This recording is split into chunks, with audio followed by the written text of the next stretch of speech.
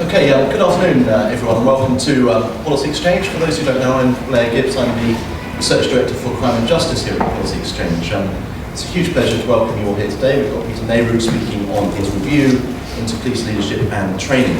Policy Exchange is holding quite a number of events on policing at the moment. Feels like almost one a week, but I think that's partly a reflection of the fact that the landscape of policing is changing so rapidly and in so many ways. Peter Neyroud's review was launched last week, and I think it's commonly agreed to be a very long overdue review. It's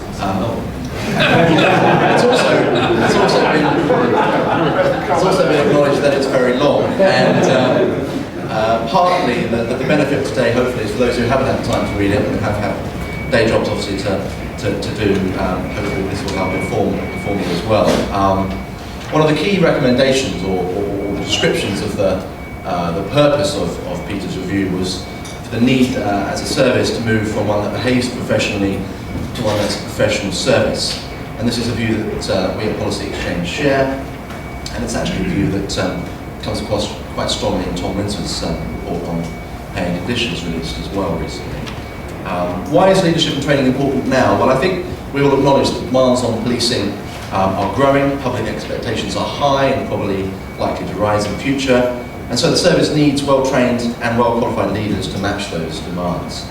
However, the present patchwork of training and leadership qualifications is actually a legacy, in some extent, of the 19th century, focused largely on classroom lectures delivered by officers to officers, and mostly to do with testing candidates' legal knowledge, rather than their business or management skills. The key recommendation of Peter's review, as you'll be aware from the coverage, was the setting up of a professional body, a chartered institute or Royal College of Policing, to create a clear national framework with formal accreditation. This will initially be funded by the Centre, by the Home Office, but in time will be funded and therefore owned by the service itself through subscriptions and charging for the training services provided to all ranks. One key aim that we support in the review is the aim to consolidate, and quote, a burdensome governance landscape of doctrine, guidance and meetings. Arising from these reforms would be a more streamlined training process and potentially some cost savings as well. One point that Peter makes in the introduction is that the last Royal Commission in 1962 took actually over 10 years to work through the system with final reforms and mergers of police forces in 1974. The major structural changes that we've got today: Police and Crime Commissioners in May, the NCA established in 2013, phasing out of the NPIA, and reforms to pay and conditions. All of those changes we know and understand need to be completed more quickly. We know the Royal Commission is off the agenda, and so I think the importance of Peter's review is not just how long overdue it is and how far-reaching, but also how important it is to press ahead quite quickly. This event, as you're aware, falls within the consultation period for Peter's review. 90 days as outlined by the Home Office, and we're hoping that it will just help facilitate that discussion. We've got some initial responses, obviously, from the panel to look forward to, and then, of course, there'll be questions from the audience as well. I'll just introduce briefly the audience members, the panel members, so that would take too long. Peter Neyroud, as you're aware, was former Chief Constable of Thames Valley and Chief Executive of the NPIA. Was asked by the Home Secretary to conduct this independent review of police leadership, which he submitted in December. He's now retired from the police service and is completing a PhD in crime harm with Professor Sherman at Cambridge University. Our second panellist is Andy Trotter, who's from ACPO. He's Chief Constable of British Transport Police, and prior to that was serving as 5 years as a DCC. Our third panellist is Lord Michael Bichard, who started off his career in local government, was Chief Executive of a number of councils in the 80s and 90s, and then Chief Executive of the Benefits Agency, and then rose to become Permanent Secretary of the Department of Work and Pensions. He also founded the Institute of Government and is the Chair of the Design Council. Nick Gargan, our fourth panellist, joined the NPIA as Chief Executive in January 2010. He was previously Assistant Chief Constable in Thames Valley. And our last panellist, Derek Barnett, is the President of the Police Superintendents Association for England and Wales. He's also serving Chief Superintendent in Cheshire. So I'll ask Peter to begin by speaking for about 10 minutes, outlining the main findings of his review, and then we'll turn to the panellists who will speak for 5 minutes to give their thoughts, and then open it up to questions.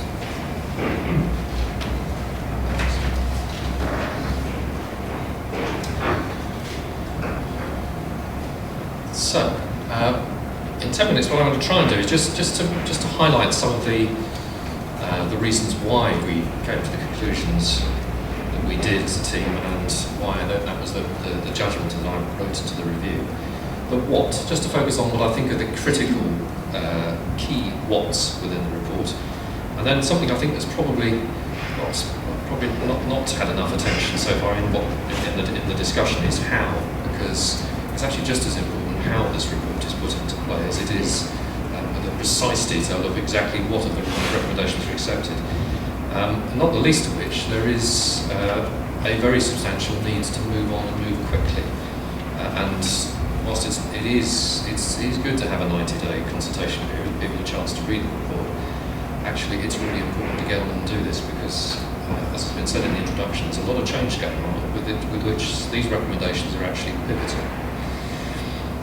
Why a leadership review? Why is it particularly pertinent to do a leadership review? And why the recommendations that followed? I mean, when I was asked to do this back in August,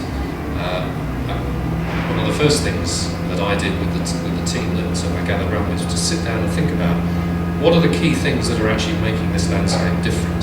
Well, the first and most obvious one was the changes to democratic accountability, not just actually the shifts to policing and crime commissions, but actually the general trend towards greater localism and greater local democratic control. And also a broader theme across government to encourage greater democratic control and greater democratic accountability of institutions.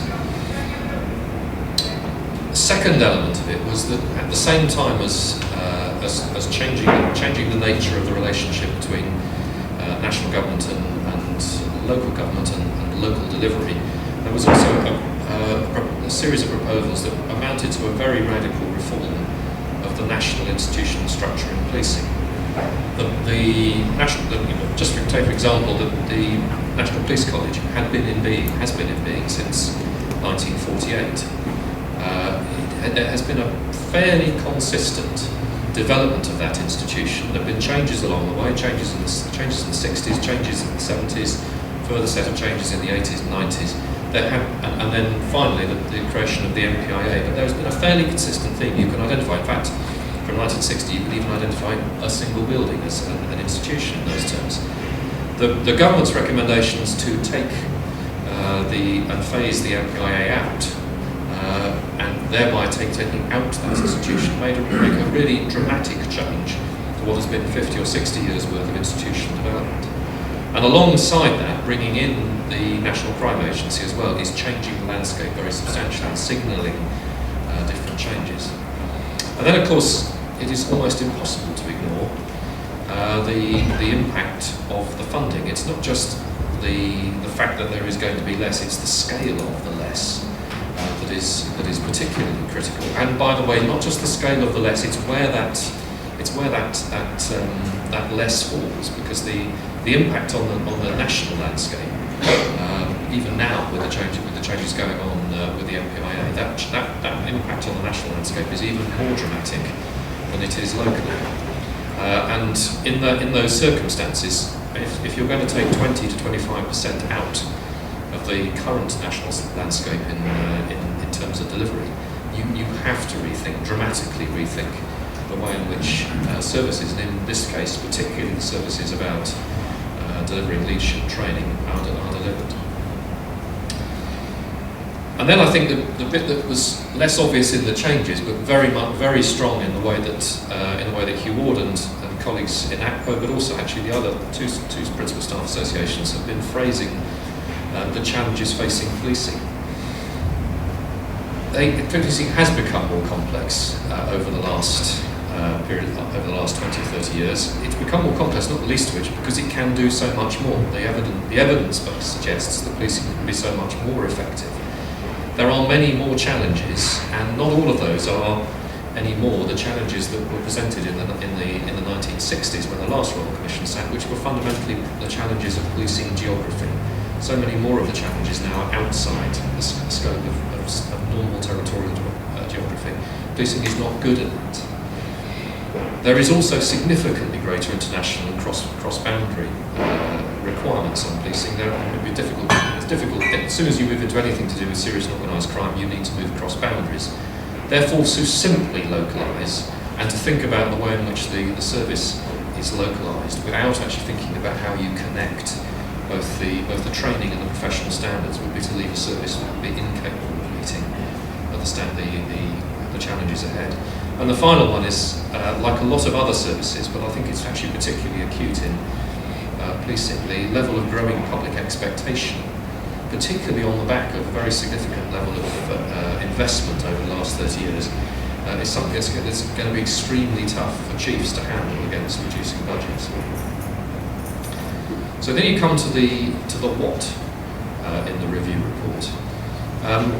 If you start from a presumption that the service needs to be able to sit alongside a very considerably increased democratic focus, that you have a need for a new institutional structure of some sort to deal with a gap at the centre, and that you have a very significant fall in funding. It doesn't actually take you very long to come round to look at some of the trends in policing that have been driving us over the last generation towards being a more professional service, and consider whether actually this is the moment where the institution at the centre should be a professional body for policing. And that was very much a very early conclusion within the review. We were specifically asked to look at whether that was a conclusion we should come to, and we did a very extensive set of research looks at a whole range of professional bodies across public life. They aren't perfect, but there are. What I thought was most interesting about it was just how much professional bodies themselves have been changing over the last decade.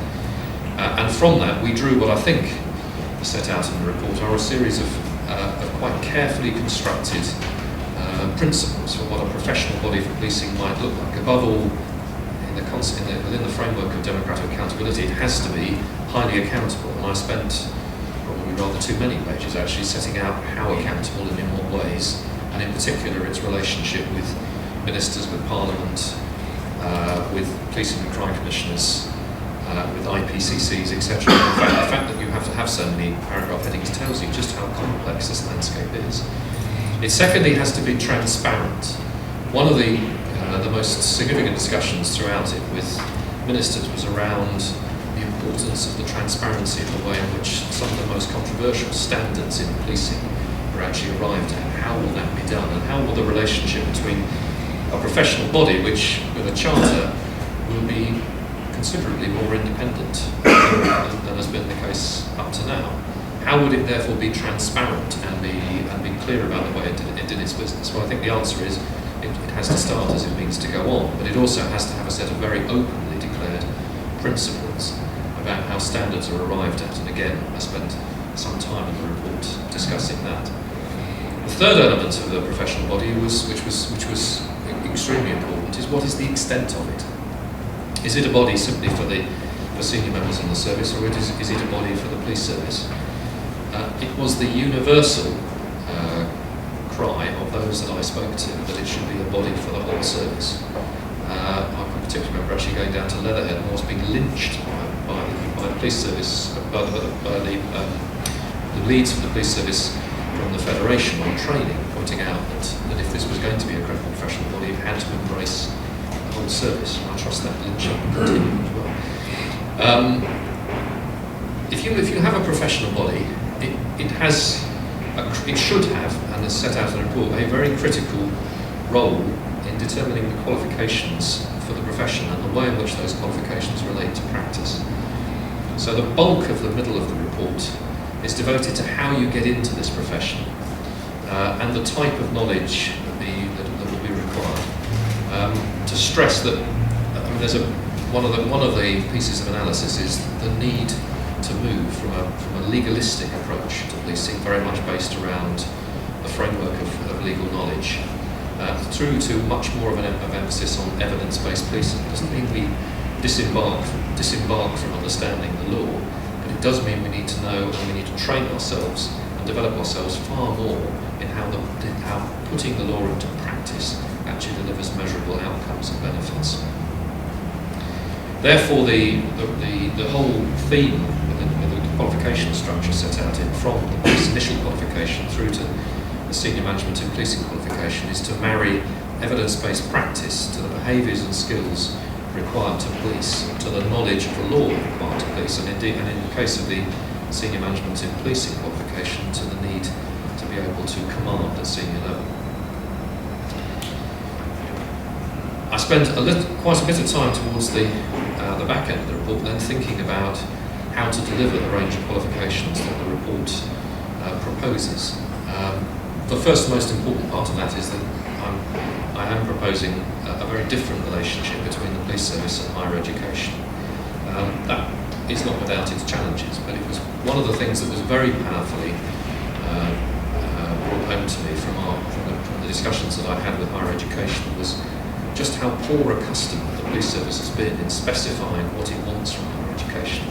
And as a result of that, unsurprisingly, just how variable has been the delivery of programmes that higher education delivers to the police service.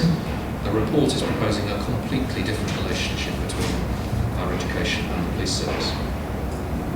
Not, as I say in one of the paragraphs, to develop a generation of essay writing cops, but to develop a very different level of qualification. And I do think actually there's as much of a challenge on higher education in this report as there is on the police service. Let me just finish with how. It seems to me there is an urgency to get on with this, and I have been impressing upon the Home Office. It did take a while for my report to get out, and I well understand there have been quite a few reports floating around on policing. I think this one is actually qualitatively different. Hugh, we would kind of like to describe it as a bit of good news, and I hope you're still sticking to that.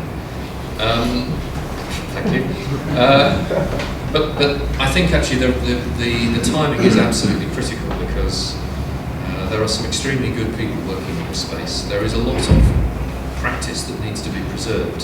One of my fellow panellists, Andy Trotter, said in the debate we had in ACPO in the autumn, don't throw the baby out with the bathwater, which you will see quoted in the report. And I think he's absolutely right. There is a lot of practice. There is also a great deal of convoluted governance that just needs to stop. And there needs to be a twin track approach from here on in about the setting up of a process which shadows the creation of the chartered body and the behaviours that need to follow, whilst at the same time ditching that which is no longer required. And those that get ditched in that process, i.e. the meetings and structures, people shouldn't be precious about. This really is a moment for cleaning the stables. And it seems to me that out of that, over the next 2 to 3 years, I would hope that it's possible to get the chartered body live in 2013, that we end up with a better trained, more professionally qualified officer with better qualified leaders and managers. But this is a long-term project. That won't happen in April 2013. It'll take longer. Thank you. Thank you, Peter. Okay, we'll ask the panellists now to respond. Andy, would you like to first? Yes, it's from here. It's entirely up to you. If you're comfortable speaking. Yeah, well, I'll come up there. Yeah, I mean, I very much welcome Peter's report. I think it's very timely.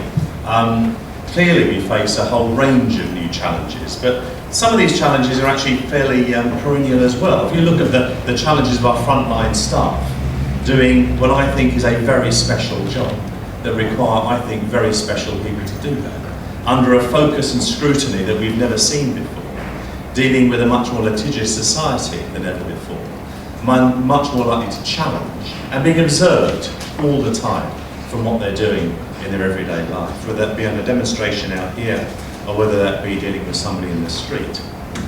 The knowledge and understanding those officers need, I think, is greater than ever. When you look at the role that they undertake, that role that they undertake from dealing with a whole range of different things within one tour of duty, which could be from dealing with a very sensitive matter of the death of a child, through to a pub fight, through to a fatal road accident, all in the tour of duty.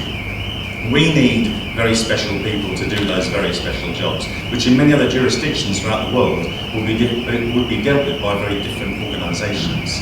So we need these very broadly qualified people who can do this under great intense scrutiny. And as a result, I think we need to look very carefully at who's coming into the organisation, making sure we only bring in the top quality. I think we've been bringing in better officers than ever over the last few years. I think training has improved over the last few years, but I think the challenge is even greater than before. And we need to ensure that people are properly qualified in every way, not just academically, but professionally, technically, to do their job and to make sure that we deliver what the taxpayer wants at a time of great public reductions in expenditure. So this is not just, as far as we're concerned, about ACPO, although we very much welcome it from an ACPO perspective about the Chartered Institute approach. It's something that ACPO has wanted for many years. Going back, I think, to Chris Fox, one of the previous presidents of ACPO was asking for this to happen. So we very much welcome that part of it. But we are very pleased with Peter's look at the whole range of policing here, not just around what ACPO does. This isn't some internalised document that just looks at the top end. This has got to look at it all the way through. So I think we've got some tough decisions to take here as we take part in the consultation, what the feedback is that we give to him over this. From a personal perspective, I certainly think we should be looking at the academic qualifications of those coming into the police. People are paid a good salary on arrival. I think we should expect people to come with good qualifications before they come to us, making sure that they have all the personal attributes that we require. I have a nervousness around the higher education bit, if I'm honest. Whilst there might well be opportunities for us to partner with colleges and universities, I wouldn't want as a Chief Constable to lose control of the training. I like to have a look at my students as they go through training. I want to make sure that not only academically, but they are being watched as far as their performance and their individual behaviours are concerned. Because it's during training we often find out things about people that they're perhaps not entirely suitable for a career with us. So as far as that's concerned, I have some experience of this when, in conjunction with another police force, we went to university for our initial training, which I've stopped because I wasn't satisfied with the standards that were coming out of there and brought them back in-house. So I think I have a certain concern making sure that if we get into partnership with the education world, it is the standard that we want that to be. I also welcome in Peter's report the emphasis on the command skills. Senior officers must be technically competent to do their job. Yes, business skills are very important in today's world, but we need senior police officers who can command at every level. Not only command as far as operations are concerned, but command their workforce and lead their workforce through some very, very difficult times. So, all in all, I think, broadly supportive. I think there's a lot of things to thrash through before we give it our complete support. But I think this is the way forward. We need professionally qualified people from top to bottom throughout the organisation. Thank you.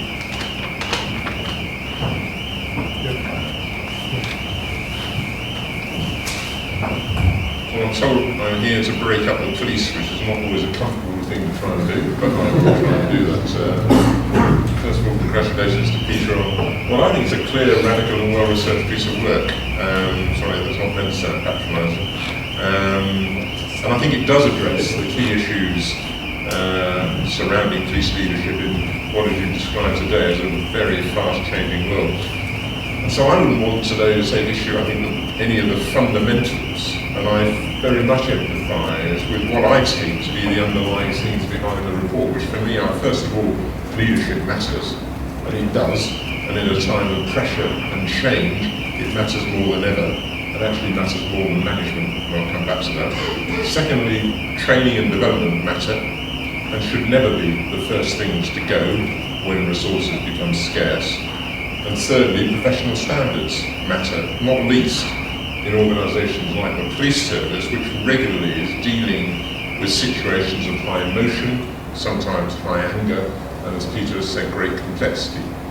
So I very much empathise with that, and I feel very comfortable with the 5 principles of policing which he's articulated: democratic accountability, legitimacy, fair, ethical, evidence-based, nationally and internationally coherent, and capable, competent and cost-effective.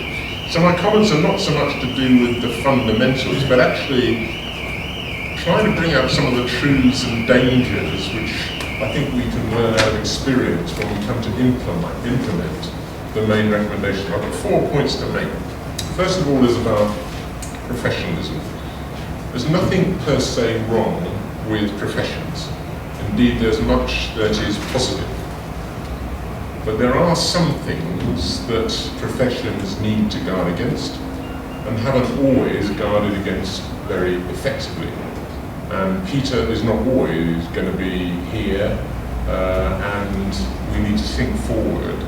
What are the dangers? Professions can become elitist.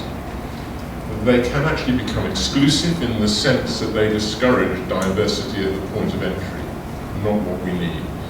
They can become driven by theory and qualifications rather than experience. They can begin to defend their own space and their own identity more than anything else.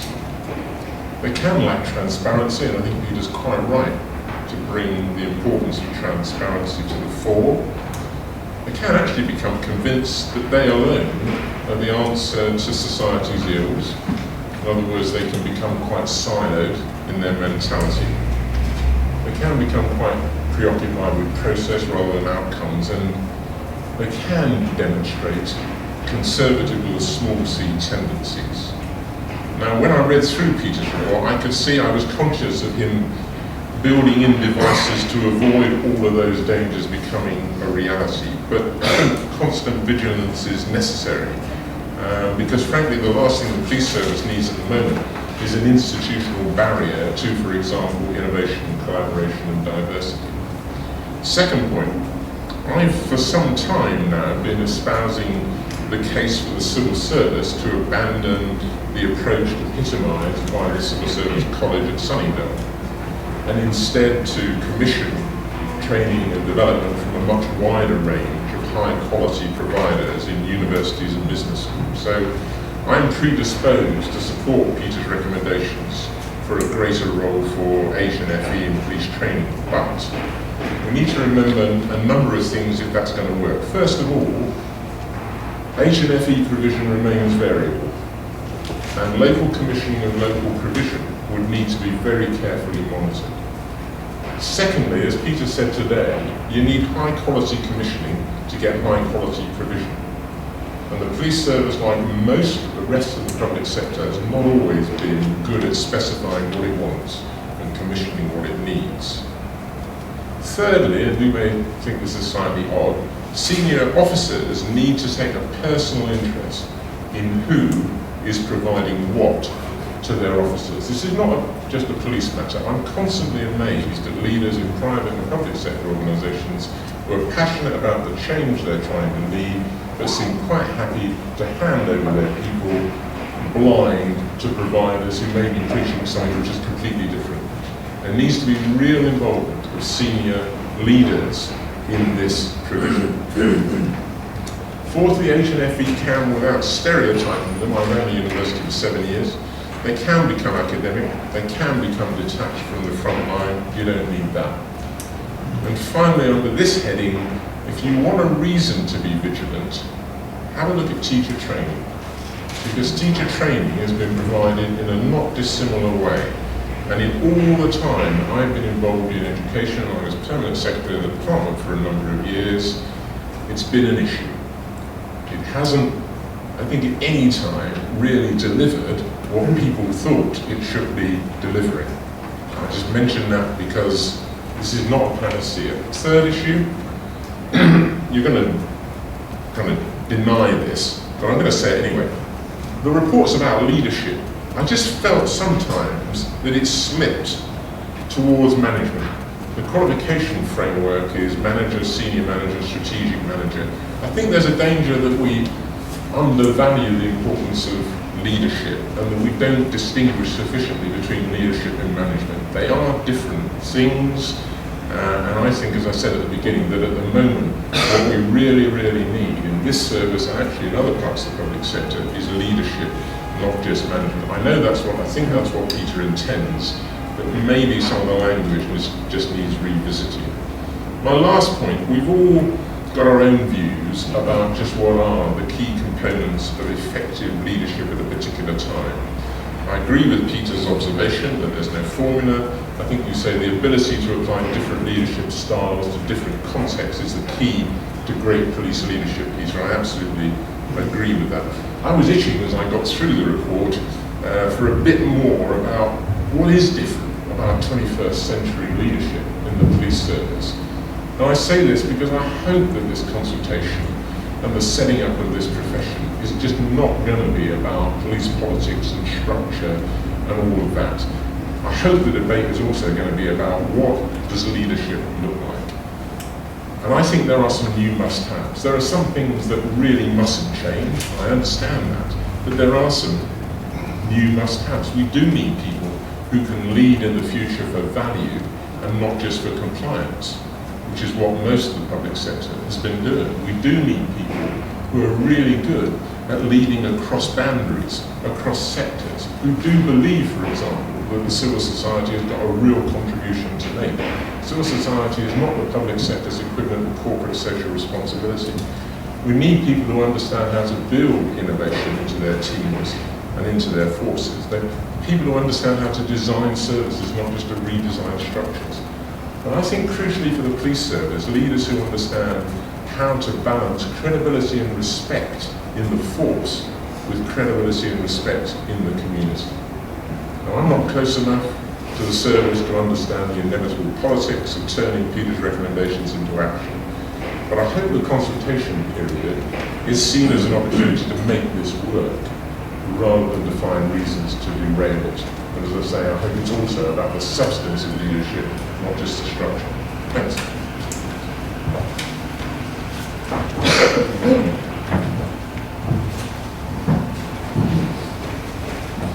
I join the fellow panellists in welcoming the report, and just was reflecting today, as I have a habit of doing on this day in history. It's a geeky habit of mine, and was reflecting the people retiring from the police service this week will have joined us at a time 30 years ago when Brixton and many other inner cities were in flames, and the challenges, ever-present challenges in policing, but with a kind of revolving spotlight around them over the 30 years that those people will have seen, goes some way to identifying the complexity of the challenge facing police leaders.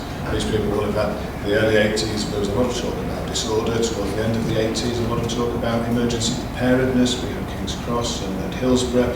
We moved into the 90s, and the emphasis shifted towards community expectations and then performance. And the performance from the mid-90s onward became a major preoccupation for policing in a way that it hadn't been hitherto. Towards the end of the 90s, an earlier theme was picked up again around integrity, and then as we moved into this decade, we became very concerned with critical incidents, quality investigations, and then more recently, as Andy pointed out, it's become increasingly prominent the need for effective budget management and resource management in policing. All challenges that are there throughout, but a broader range of challenges, we think, and I think, than many leaders in other sectors face, and the stakes are very high. So absolutely right that we should have taken a fresh look at it now, and I'm very proud of the contribution that colleagues in the MPIA have made to Peter's report. It's Peter's report without doubt, but many colleagues have contributed vast amounts of time to the research, to the production of that, and I think they and he are to be commended for that. Moving forward, the MPIA, we look at this not simply as Peter's report in isolation, but rather as part of a complex and evolving landscape where Windsor Part 2 and Peter's report will overlap one another at a time when changes are being made to the national landscape. And in that regard, I think delay is debilitating. I had an agency that learned at the end of July that it was to be phased out. At the time, it was an agency of over 2,100 people. It's now an agency of around 1,825 people, of whom fewer than 30 know with any confidence and certainty what their fate is. And as we debate and go through the consultation phase of Peter's report, I think my message is let's get our skates on. There's lots of welcome in Peter's report, and I think the changes to ACPO are necessary and overdue. The creation of ACPA as it stands today was an idea of its time, but on reflection, time has moved on. I think the changes to the way we promote people, again, are overdue and to be welcomed. But also I think there are gaps in the report and there are caveats in my welcome to it. If you follow Twitter or surf the blogosphere, you may well have had your attention drawn, if you have any interest in this sector, to a blog by a guy called Justin Partridge, who's a member of staff at Lincolnshire Police, who talks about the underrepresentation of police staff within this report. And I think it's a critical point for us to address, and it's not simply in relation to this report, but in the broader debate about policing moving forward. The contribution of police staff is enormous, not as back office people who make the tea, or indeed people who do the accounts, but police staff who are frontline public servants, PCSOs, panellists, senior crime officers, and police staff who are at the very top of the service leading it. And I think that we need to go back into the subject matter that Peter's dealt with and give greater prominence and recognition to the contribution of police staff. My second caveat is around the care, and Peter himself identifies the need to exercise care around this pre-entry qualification. For me, the risk is that you make entry to the service such a bush-tucker challenge that you only get the people who want it most badly. And actually the people we want to recruit aren't necessarily the people who want to do it most badly. There are two groups that are of concern to me in that regard. The first are the very, very best graduates who come to the end of their time at university and aren't expecting to have a major fight, certainly not expecting to have a major fight to qualify for a job that pays what we pay at PC level. And the second are people from minority communities where there may be a pre-existing mistrust of policing and a pre-existing cultural reluctance and discouragement from entering the service. I think we need to be very careful about this pre-entry qualification. Should we adopt it, that it should discourage some of the people who we want to encourage to apply. And neither of those two caveats are insurmountable, but I think they need early attention. The third one, again, I think a broader risk, which is flagged up in the very perceptive submissions of the Association of Police Authority Chief Executives to both the Policing the 21st Century consultation and to the Home Affairs Committee's current inquiry, is the risk that the cumulative impact of all the changes that are taking place in the policing landscape at the moment might make the service more introspective and more insular. And I think it's a risk that, again, isn't inevitable, it can be avoided, but it needs to be managed, and we should take care to do so. On implementation, Peter's report, I think, is a report of varying depths, rather like the Earth's surface. There are some bits that are surprisingly detailed to the extent of what the membership fees for the professional body might be. There are other bits where the room for manoeuvre is surprisingly large, not least the destination of the functions of the National Policing Improvement Agency. And I think that provides us with an opportunity, and again, as we take forward the consultation and the planning that will determine the eventual national landscape, we should make use of the room for manoeuvre that Peter has left us. The key issue in all of that, of course, is money, affordability, and I'll be looking in particular at concerns that I'd expect to hear from the Police Federation, members of which will contribute the lion's share of the annual subscription income. And I think we need to have a convincing answer ready to those people for what they will get in return.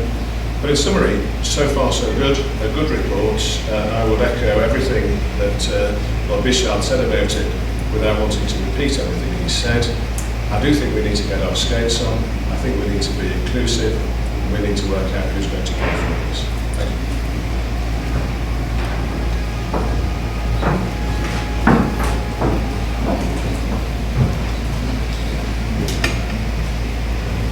I sense that people are chomping at the bit, ready to ask questions, but you're going to have to just wait a few more minutes. As I was travelling here today, I did notice that I got stuck in traffic in Regent Street, and right at the front of the queue was a huge lorry. And on the back of the lorry, it said, "Britain's Got Talent." And I just reflected on where I was coming to, and I reflected that the police service in this country has got huge talent as well. And the Superintendents Association, we represent 1,500 or so senior operational leaders within policing, and we welcome Peter's report. The association were key contributors to the report, and I'm very pleased to see that, Peter, you've included some of the key things that we asked for. In particular, the fact that senior police officers should have command skills and command experience. The disconnecting of the PNAC process and the strategic command course. Simplifying the PDR process, and our concerns about the impact on equality and diversity so hardly won over these many, many years by introducing a pre-entry qualification. And I'm delighted, Peter, that you have a very robust impact assessment in your report. You have produced a very detailed and long report, 400 pages almost, and 2 volumes. I'm one of those sort of people, I'm afraid, that's actually going to have to admit having read the report in full. But there are only 14 recommendations, but a considerable amount of supporting evidence underpinning it. So I therefore welcome the government's commitment to having a 90-day period of consultation and seeking the views of the public, the service and key stakeholders. Such is the importance, I think, of this work, that my decision is within the Superintendents Association that we're going to actually consult with every single one of our members before we make a formal response to your report. And so you have to accept today that these are my personal thoughts and not our formal response by the Association. But I am pleased overall that the report clearly acknowledges the nature of policing as a profession that requires special people and special skills. And the thread running through the report is the desire to move policing away from being a craft to a profession. And as a staff association representing those senior operational leaders of the service, it would be indeed perverse if we didn't support a recommendation to professionalise the service and to create a single professional body for policing. But there are 2 key issues in relation to the professional body.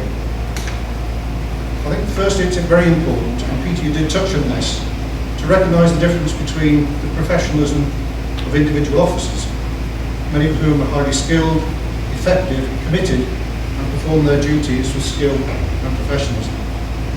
And that of creating a service that is underpinned by a professional body, setting out clear evidence-based standards, ethics and practice. We have a solid base on which to build. And I think it's also right to say at the outset that the service is blessed by an extremely talented cadre of chief officers. And also to acknowledge that ACPO as a body has over the years contributed hugely to policing and has been a successful organisation. As Nick said, Peter's report in parts has been very strong at the strategic level, leaving the details to be worked out later. In others, he's gone into the opposite way and be very, very specific. And in particular, when dealing with the professional body, Peter's been very explicit in determining that ACPO should be the heart and the body. Furthermore, he then goes on in great detail to set out the governance of the body, and his view that the president of the professional body should be a chief constable with strong experience and reputation in the service. I think by being so prescriptive, it is problematical in my view. In specifying the rank of chief constable, not only does it exclude very capable deputy chief constables and assistant chief constables, commanders, but also others in the service as well. It also creates an impression, I think, that the new professional body is simply a rebadged ACPO. And I'm certain that isn't, Peter, what you wanted to do.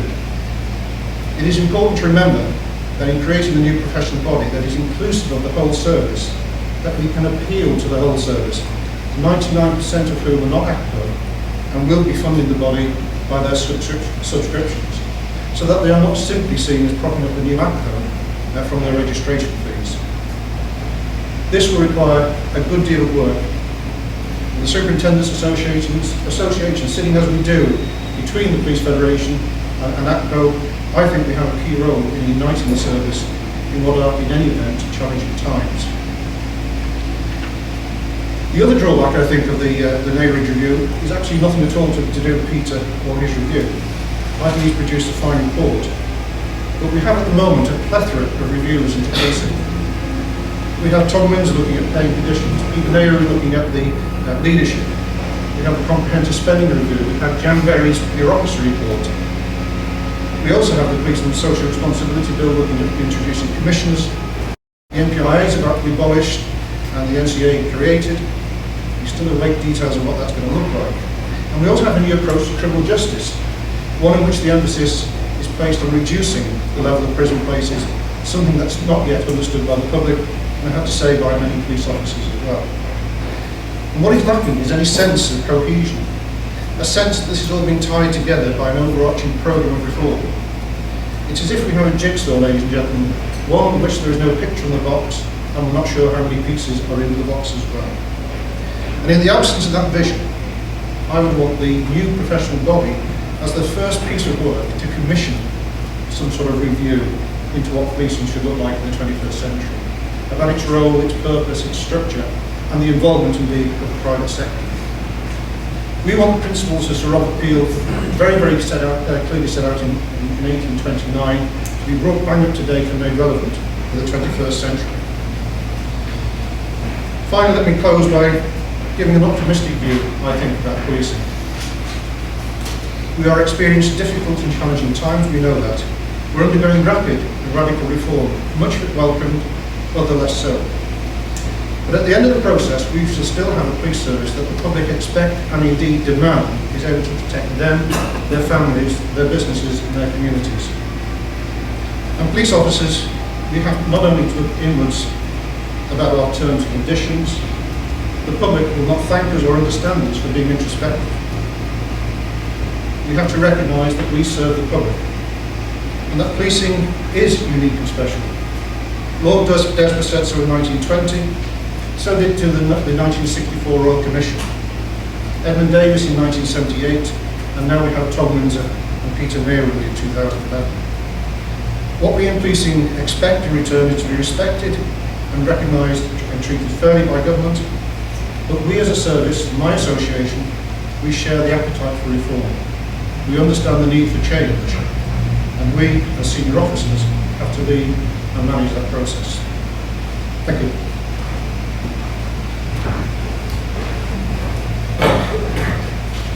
Thank you, Derek, and thank you to all the panellists. I think actually we are on time. So we'll now take questions from the floor in no particular order, but if you can say where you're from and who you are, and then ideally if you prefer one panellist to answer, then please say so. First question back. Bernard Briggs from PA Consulting. I'd just like to pick up on Nick Gargan's point about the importance of police staff in leadership of police, and just invites the panel to say a few more words about it.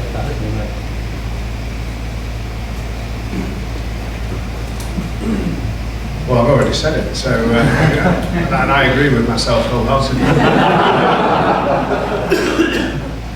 So invite others to. You were the only one, Nick. I'm just inviting the others. Yeah, I mean, I certainly agree with that. And I mean, I agree with it from some of the experience in sharing the Sutton inquiry, actually, where those staff were just so critical.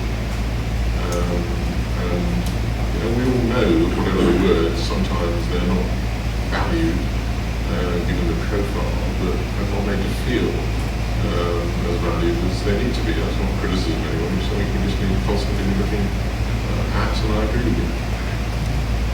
I'm not going to disagree with you. Thank you. I actually think Peter's report addresses the issue of police staff pretty well, I have to say, and clearly sets out, I think, opportunities for that membership to be appropriate to police staff.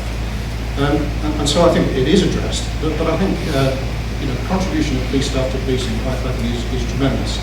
But when I talk about we need to have some sort of cohesion and some idea of where policing is going in the 21st century, is actually to ask that question about where do we integrate and how do we integrate police staff within the policing family.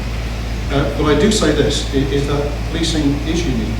And I talked about Lord Desborough right through to the current day, recognising the uniqueness of being a police officer.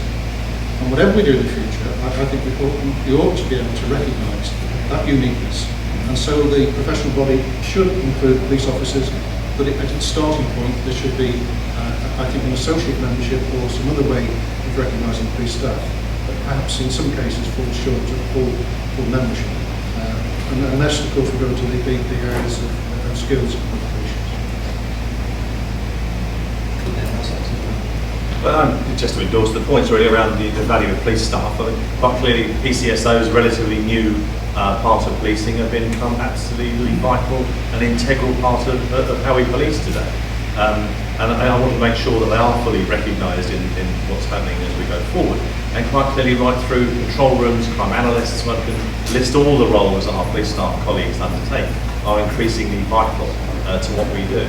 So, as far as the future structures of the bodies are concerned, I would want to see police staff fully integrated into those structures going forward as full partners in policing without any artificial divide. Yeah, I think I should definitely comment on this one. This was quite a complicated issue to get the balance right, and I understand the point raised on in the Twitter debate. For a start, I was very keen to answer the point about establishing the role of the constable, because I think one of the things that's happened over the last decade or so has been a debate around where that boundary lies. Partly at least because the previous government introduced police community support officers without, it seems to me, really fundamentally having that debate around where some partly empowered powers stop and a police constable begins. And the more that we got ourselves involved in the competency debate, the less clear it became where those boundaries lay. And hence, actually, I think police initial qualification, and I understand all the caveats around creating it, is actually quite an important step towards saying actually that's where the boundary lies. You must be properly qualified. Now that doesn't, if you follow that debate through, exclude those who have got an equivalent qualification that contributes to policing. And I think particularly, let's take an example of the crime scene investigators who most certainly would have an equivalent qualification, being potentially full members of the professional body. But I think it's up to the professional body to think through very carefully the equivalence and the way in which it does that.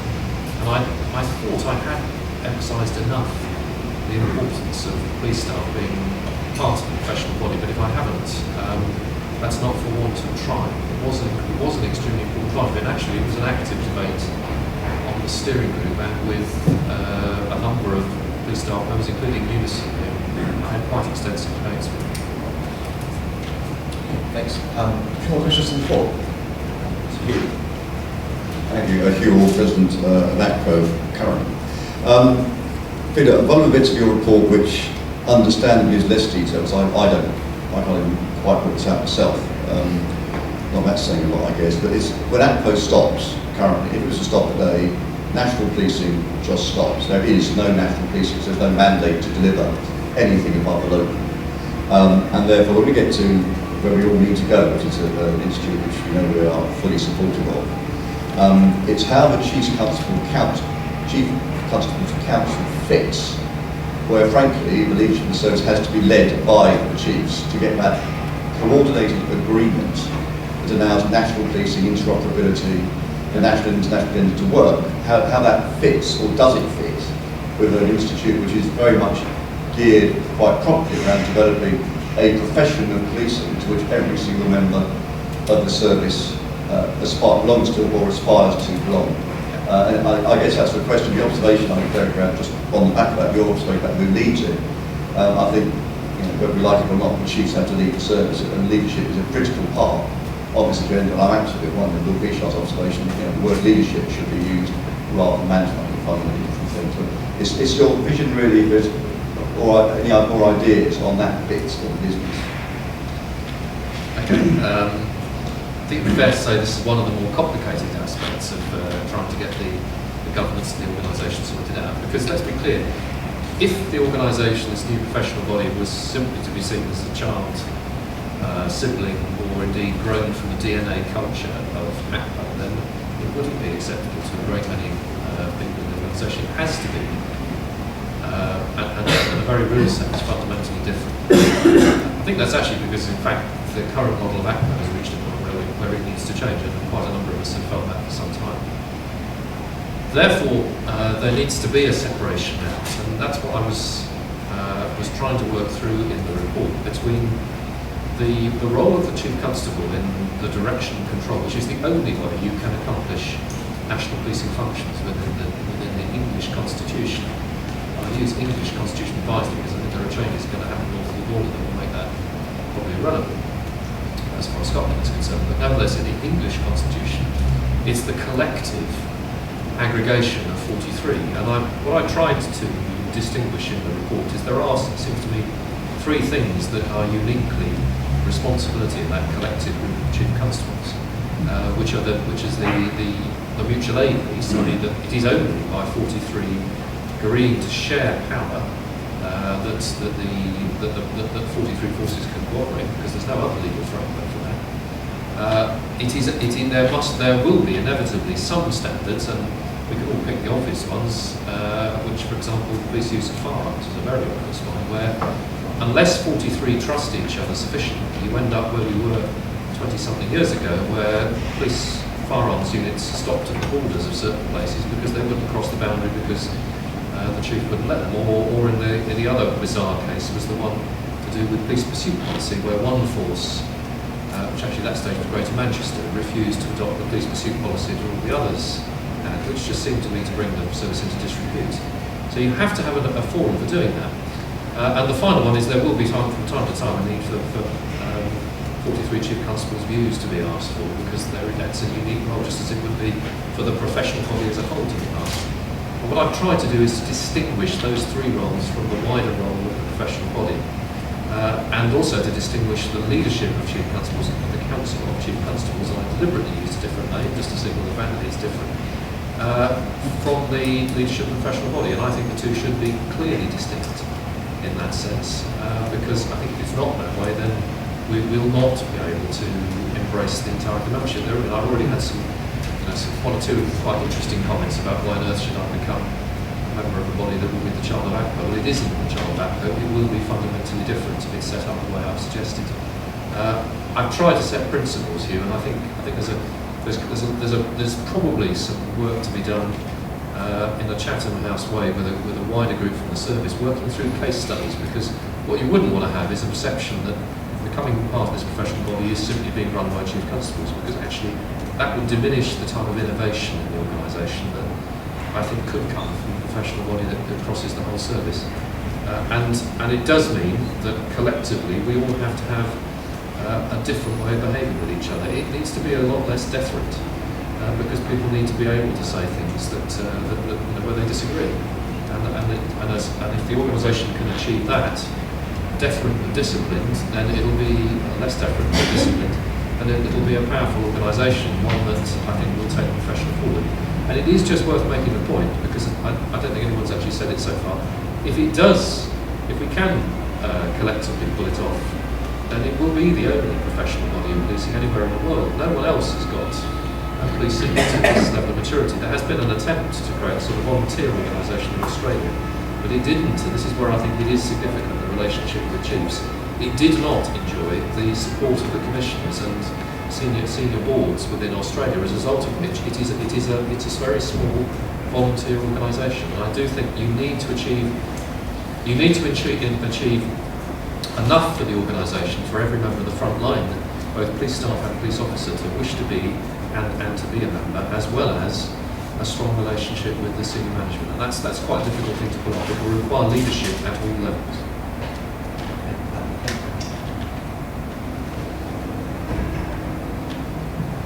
Thank you. I think I mentioned when I spoke that I think ACPO has an awful lot to be proud about, what it's achieved over the years. It has achieved some notable successes.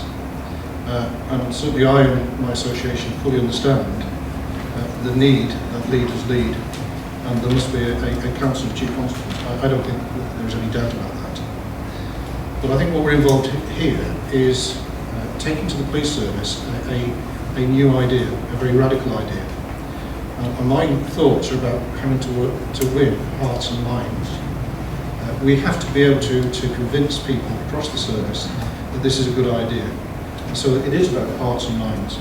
And this new professional body is not going to be like any other professional body in the public sector. If you take health, for example, it has Royal Colleges of surgeons, radiologists, etc.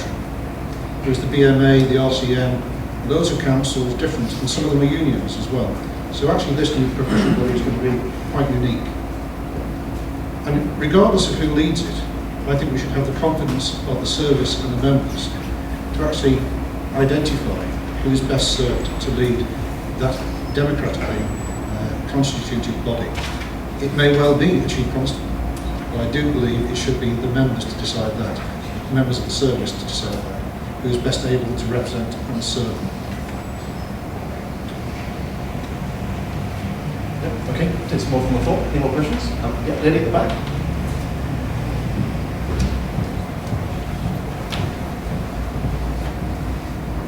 Thank you. My name's Julie Lawrence from the Police Federation of England and Wales. I'd just like to pick up on a few of the issues raised earlier on. Nick, you said you need to win the heart and the minds, literally, of the 140,000 of my members who will be paying the majority of the fees for this professional body. And we've heard how there's going to be this new policing initial qualification for new people coming in, and then the management qualification for sergeants, inspectors and chief inspectors. My query really is, how do you see this working for the licence to practice for those like myself who are in the service and have been in for quite a while? What will we have to do to actually achieve our licence to practice? Because there's going to be a transitionary period, probably 3 to 5 years. Now, I can understand the fact that we will need to be able to show the work-based assessment and that we are experienced in the role of performing. My concern comes to the academic part of it, because if individuals are having to do the PIQ, when are they going to do that and how? Or are we going to have some accreditation, a prior learning, a red circle? Those are the sort of questions. Linked in with it, we've done a load of work with national occupational standards for the new sergeant and inspector's qualification under MPPF. What's going to happen to all that work, please? Can I just say something before, because I'm not going to answer the technical principle. But I hope this debate starts to look at the service that we deliver. Yeah, it would be unfortunate if this debate became so introverted about the ins and outs of a bureaucratic body, very fascinating detail about leadership and things like that, about who's going to be leading it. I mean, just back to the previous question, Chief Constables got to lead their organisations. Chief Constables will be the ones who work together to share resource, to deal with disaster, counter-terrorism and everything else. As far as the service to the public is concerned, which is the paramount issue here surely, we need to demonstrate how these changes will improve that and do it at a time of the cuts in public spending. And I really hope we don't get so introverted in our debate about our own concerns, our own worries, when out there the pressures on the public are huge and the pressures on the public purse are huge. And we've got to remember the audience that's watching us want to hear about the service that we're going to deliver.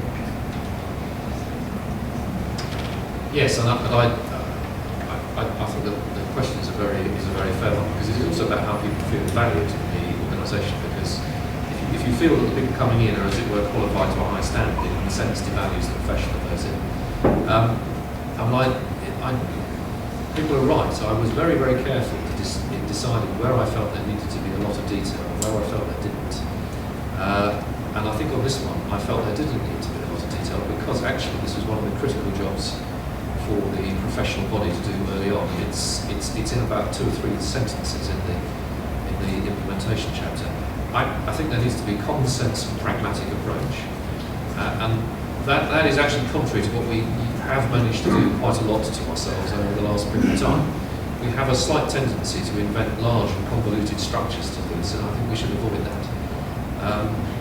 Those who are in the service and performing well are qualified. Full stop. And I think we should. That seems to me to be an important starting point. One of the reasons that I think it's quite important to get on with this is that because we're not recruiting at the moment, we have a chance to reset the qualification structure for those coming in as we start recruiting again when the funding levels out with the numbers that we need. And therefore, this is an opportunity not to be missed in terms of the timing. It would have been really difficult to do what I was proposing in normal times when we were recruiting 10, 12,000 a year, but we're not. And therefore this is a moment where we can actually get ourselves sorted out over this next period of time. In terms of the qualifications of those in force and the development and continuous professional development, again, please note, I listened very, very hard actually to your group of people down at Leatherhead about streamlining the performance and development review and just making it, just to get away from the bloody competency program. I mean, the damn thing makes you weep. I can now say that as an independent person looking at it from outside, it is hopeless.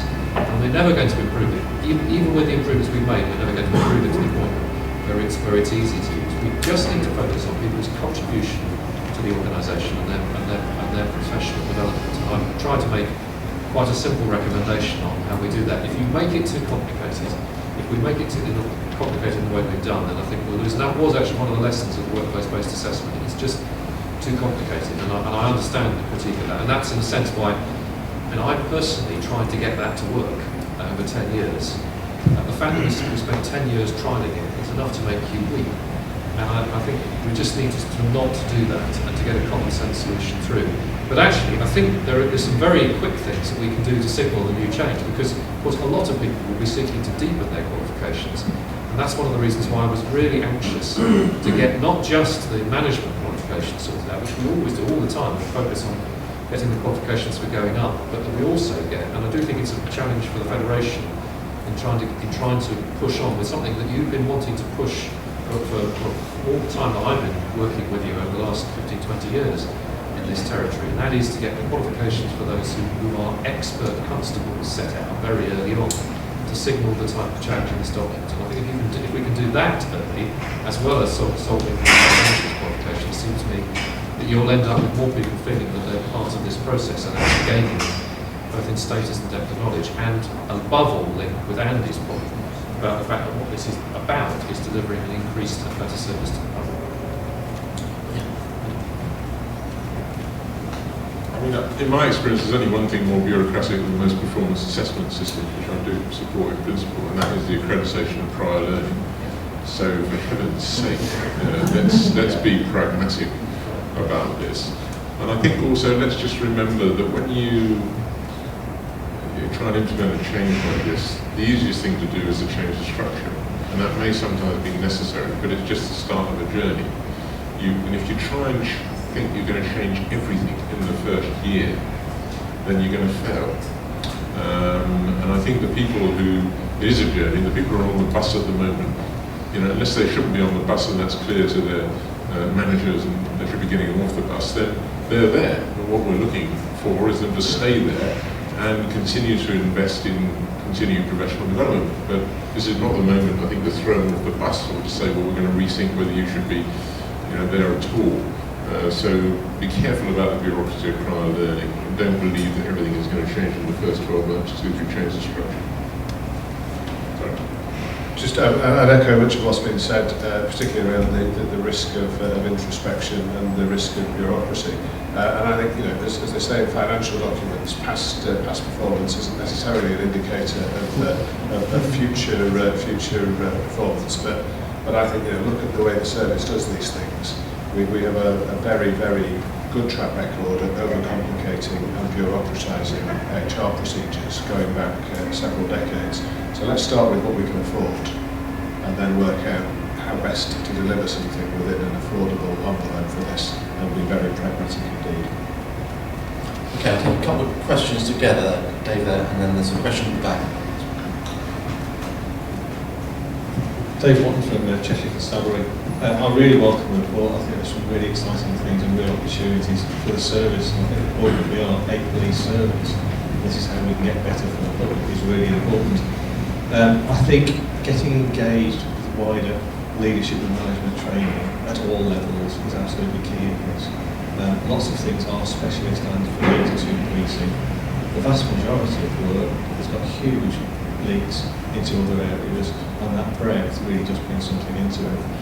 In terms of pre-qualification, there are lots of other people do this.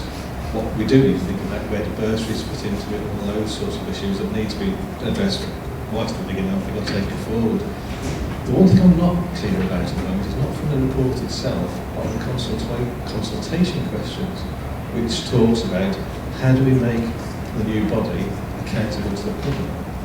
Now I've seen the report and I understand how it's going to be accountable to other bodies, but I'm not sure how it's accountable to my mum and dad.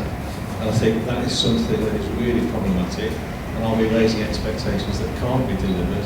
And there's transparency now, so I don't know, but I'd really be interested in your views on how we become accountable to the public. And there was a question just there. Thank you. My name's Chris Brockwell. I'm an acting sergeant with the Met. Before I was in the Met, I met Peter very briefly when we were both in Thames Valley. It's very nice to see him again. Just a couple of points really. Well, a question and a point. The first one, I assume the report, which I've not read, refers to the ongoing training in part. I don't know. Because much of the training that we do is the NCALT system, which is an online learning package, and it's frankly not very good.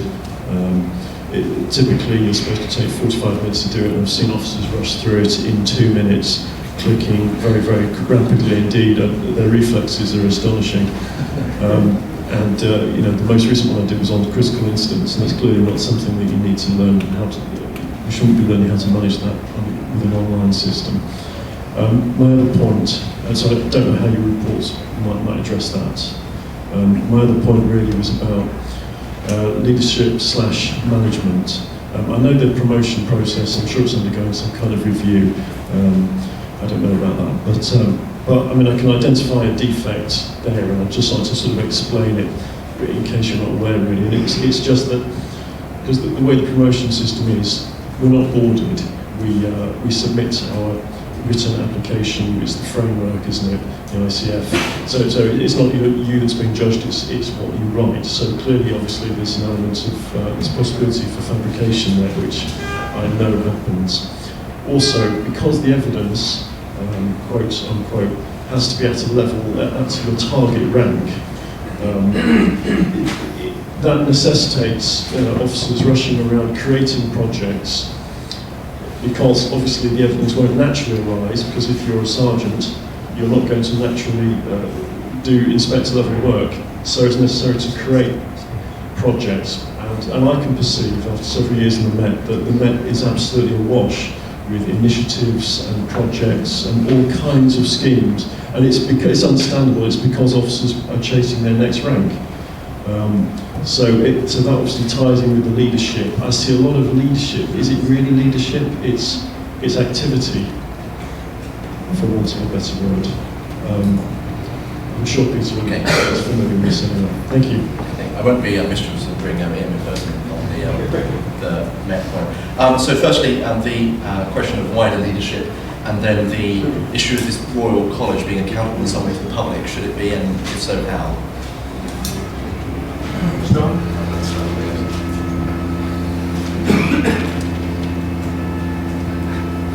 The accountable to the public piece is not impossible to do. First of all, I've talked about being very transparent. I mean, I think the first accountable to the public is that just about everything, apart from things that absolutely have to be restricted, and they are relatively few, to be honest, will be in the public domain. The ability to to look at this body increasingly. We look at our public institutions online, download the policies, download what the organisation is doing, be able to participate in forums that the organisation is listing, all of that type of thing. It seems to me that style of business needs to start from day one. And that ability to interact with it seems to me to be a very important one. Now, I think one of the things that the consultation is getting at, which has been one of the bones of contention between myself and one or two in the debate, has been what role the policing and crime commissioners play on the governance of the and I'll be quite clear, I was very, very, very distinct in the report that I think that it's important to separate out the professional body from direct governance by policing and crime commissioners, because actually that's one of the purposes of changing the institutional structure, which is that policing needs to be able to have a level of operational distinctness in terms of setting its standards, but it needs to do so within a democratic framework, and it's the challenge of how you do that. And I have very carefully set the proposed governance of the professional body in a way that I believe, from both from my personal experience but also from casting around, looking around government, balances out that level of democratic scrutiny and accountability with a level of operational independence. And I think the question I think is around that issue. I don't think there should be policing and crime commissioners sitting on the board of the executive body, the professional body. That seems to me to be a contradiction in terms. I do think the body should be subject to scrutiny, and I think that's one of the ways of doing it. And I certainly think that it is, as you as a vote, should be accountable to Parliament and should be expected to be scrutinised by Parliament in a very effective way as well, because that seems to be another part. We can't all individually scrutinise it, although I think increasingly with the internet you can play a part. Can I just move to the second question, which is the one about promotion processes? You have, I would have loved that set of quotations as part of the quotations in the appendices, because that just about made my case for making changes to the promotion process. I mean, I'm trying to simplify it, it's far too complicated. And what you have described is, if I may be so boldly, and it's not good practice in selection processes, that is what's happening. And I think that the idea that we spend our lives going round trying to collect box tops, which was a fantastic line from the Tom Lehrer song from the 1960s, where the captain was trying to collect his box tops in order to get his stars. I think if that's our approach to promotion, we're not selecting leaders, and we should make a big point to do it. Yes, Chris, on the second point, really, both in my many years in the Met and working very closely with the Met at the moment, I don't recognise it. You're nearer that part than I am, but we work very closely with Met teams across London, and what I do see are first-class leaders and local teams doing some fantastic work in reducing crime in London's hotspots. I'm not here to speak to the Met, I can talk as someone who works very closely with the Met. And what I see are the glowing hotspots around robbery being reduced across town, and the work that we do very closely around transport hubs. And I've been enormously impressed by the calibre of the people at frontline level that I see from the Met coming through at the moment. And if these are the projects they're doing, I think great, because they're exactly the projects I want to see. Our own headquarters in Camden Town, when we first went there, I was quite concerned about some of the local activities there, working very closely with the command team there. I have seen some stunning changes in the policing of that area. And if these are the projects that are going on to those applications, then I think they're brilliant. I want to see more of them. I do recognise what you've described from what I've seen in the civil service in the past, and it's this HR bureaucracy and the process that seems to overtake common sense, isn't it? Always worrying me about fire services. If the only way you can prove that you're a good fireman is to put fire out, there is a danger you might go around. I'm sorry, more of like your question about public accountability, I think is such an important one. And we haven't got time to go into. I'll give you an example, however, of why it's important. I shouldn't admit this in this audience, but I started my life as a lawyer, or my career as a lawyer. Many years later, I found myself chairing the Legal Services Commission. And I looked at the profession, which I left decades before. And I asked myself, is this profession accountable to the public? Should it be accountable to the public? The answer is yes, it should be accountable to the public. It should be concerned about the clients and the general public. Was it? I didn't feel it was, in terms of providing high quality value. I felt it had become too introverted, too introspective. I think there are other professions out there that have fallen into that trap too. They have failed to take opportunities to make themselves accountable, to involve people in discussions about what they should be doing, how they should be doing it, and where their future should be. This, of all professions, needs to look at those lessons. I won't add anything to the comment about accountability. Safe to say that that's one of the big opportunities to control introspection and introversion.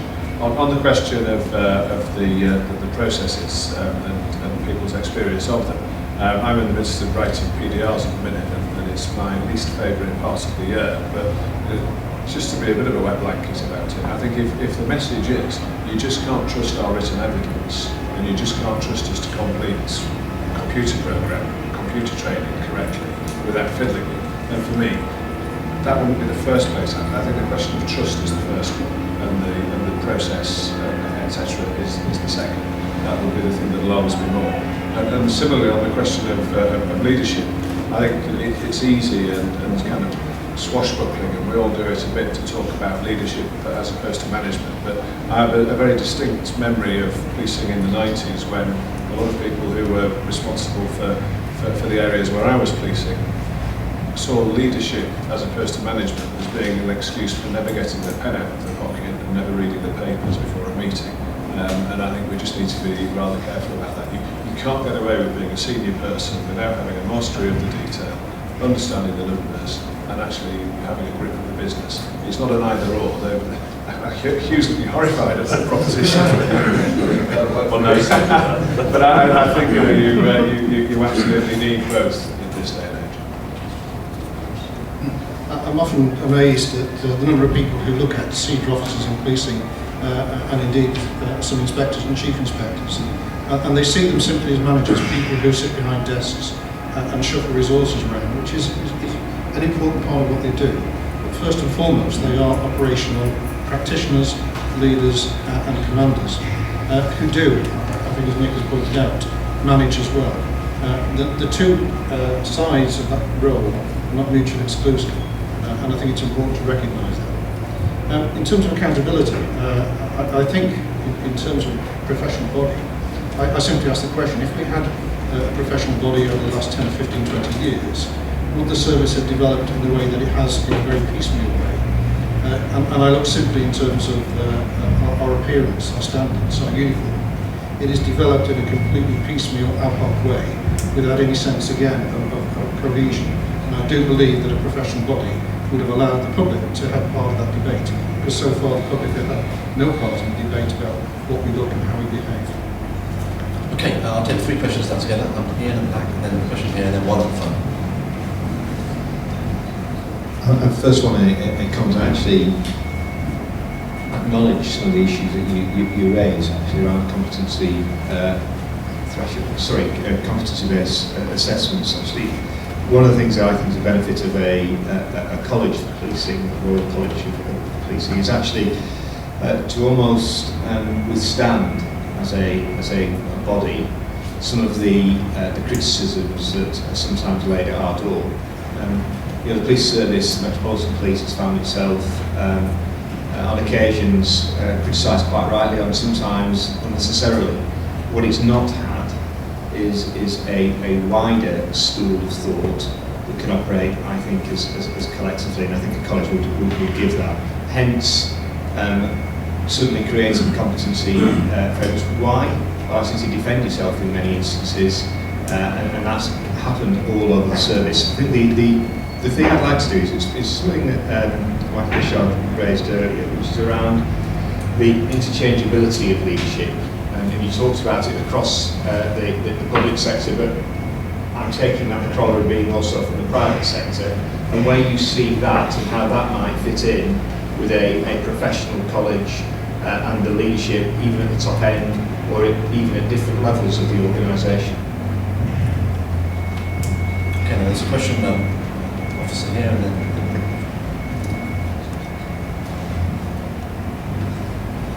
Thank you, Nick Mason, West Mercia Police. A question for Peter.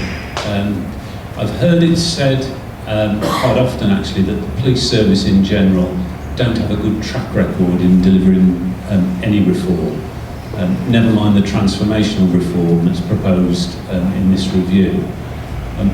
One of the keys to implementing reform for me is a common understanding of what it is we're trying to fix. Question for Peter is, are you confident that there is that common understanding across all relevant stakeholders and within the service, across all staff associations at every rank and every level of police staff, that there is that understanding of what it is we're trying to fix, and therefore a common understanding of what it is the solution that you're proposing will do in terms of improving policing for the community, which was Andy's point. Okay, there's one question here.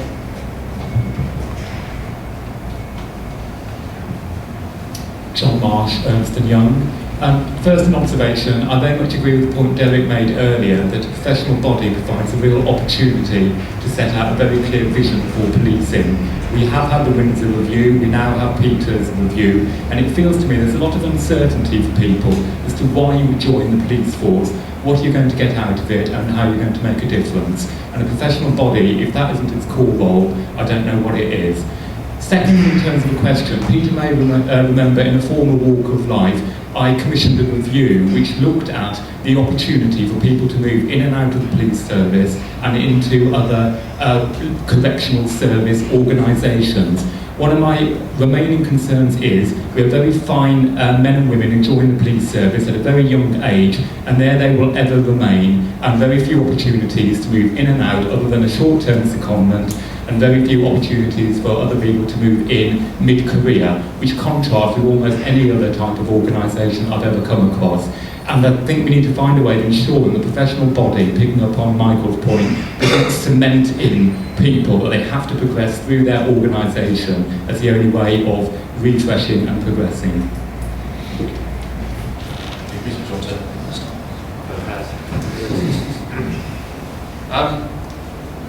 I think that I'll deal with the first one last, actually, although I think, Ian, you were asking a not dissimilar question, actually, around movement and interchangeability, and implicit in that is an issue which I, in a sense, I deliberately discarded in the written review, which was direct entry.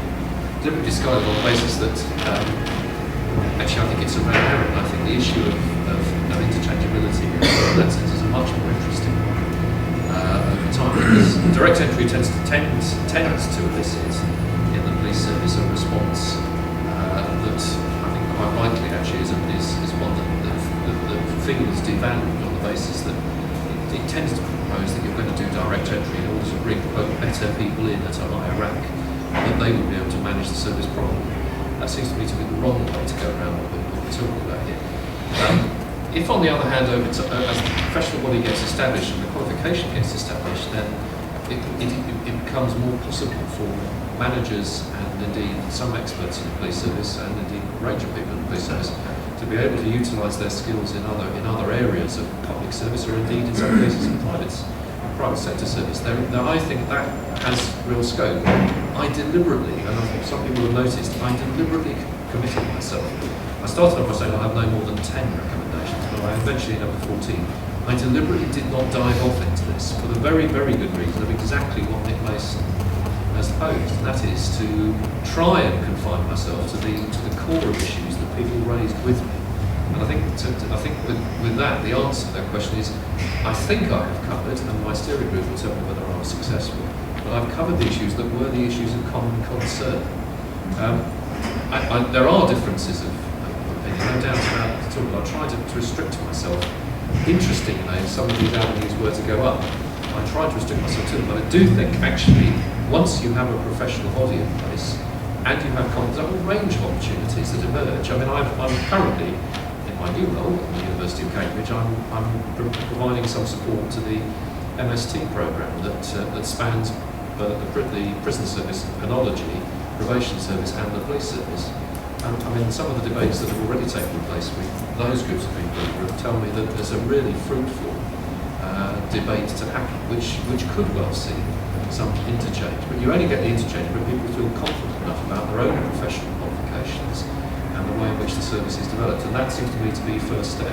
But you know, I'm absolutely sure you're right, John, that it really is an opportunity to come. And I can see some fruitful opportunities for really developing. I mean, you do learn from different environments, and therefore you're probably going to bring other things in. And we've had this debate, and I remember your report, attempt to get that report sorted out. I think we need this first before we move on to that.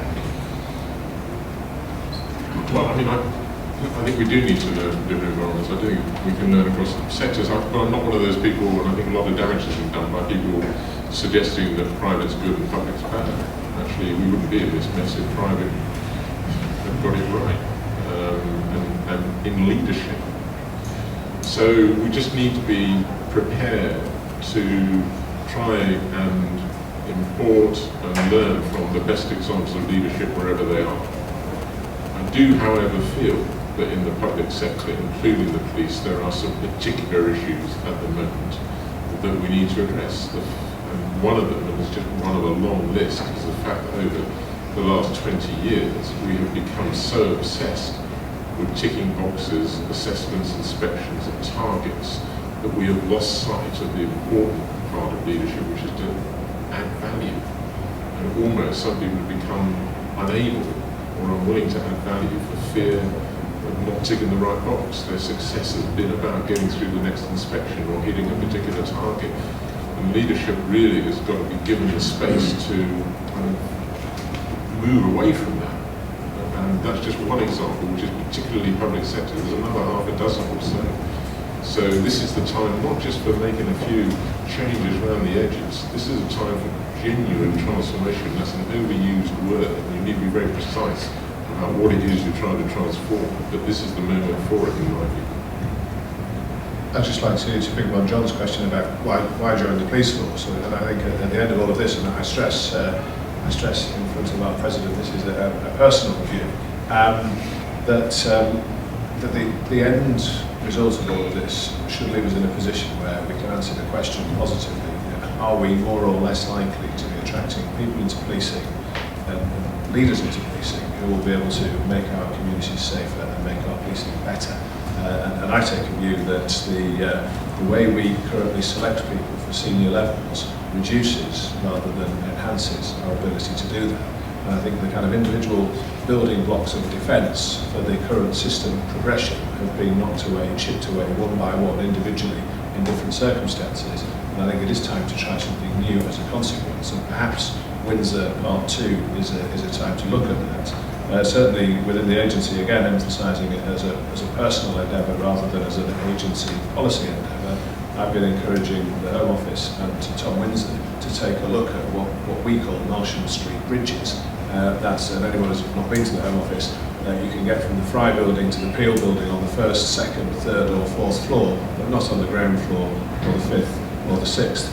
And we favour, I personally favour a system within policing that we can actually offer something in the way of progression to people, a disproportionate number of whom are graduates and a disproportionate number of whom are women and a disproportionate number of whom have business and management skills in the middle tiers of policing to actually shift across into the police officer ranks on completion of a suitable conversion programme, or something I'd very much like to see us pursue further as a means of increasing both the diversity, the physical diversity and the diversity of skills of middle managers in policing.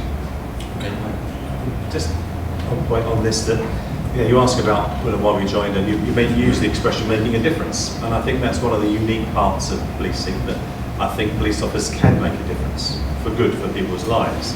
And I think the crucial rank here for me is around Constable. It's about who we're bringing in. Our officers have a great deal of discretion. They are not closely supervised out on patrol. And I don't want to sort of lose ourselves into it's all about how we progress through the ranks. If you join teaching profession, I'm sure it's to be a good teacher, not necessarily to race to becoming a head teacher. And it's how we get the top quality people into that front end, giving them the discretion that they need to do their jobs, taking away the tick box culture. But they must be the professional sorts of people who can be relatively unsupervised to do a very, very tough job, very much on their own. They're not in platoons, they're not in regiments, they're not in groups, they're primarily out on their own. And most of the successes and failures of policing happen when constables are out there dealing with things. I think getting that end right at the beginning, emphasising the career path of a constable, and not being seduced into if only we can fast track people through, it will change the world. I think that is nonsense, to be frank.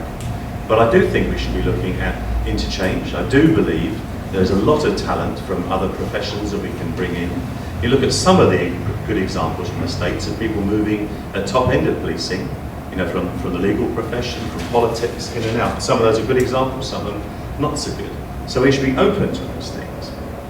But let's not forget our primary purpose and getting those front end right in the first instance. Okay, that seems like a good point to stop. We're out of time, and I'd like to thank the audience actually for some excellent questions. And I hope you found this a useful starter. If you haven't yet read the review, then perhaps you can do that over Easter. And as I say, this consultation goes on for several months, so I'm sure the Home Office is looking forward to all of your discussions. Just so you know, and I've mentioned this before, Policy Exchange's work on policing is ongoing, where doing a piece on the futures of policing that might be around. So we're looking at a Policing in 2020 project, which is starting shortly. So if you are interested in the future of policing and other aspects like that, do please contact me and feed into our research. We'll be very keen to hear from you. So if you can just join me in thanking the panellists, and thank you for coming.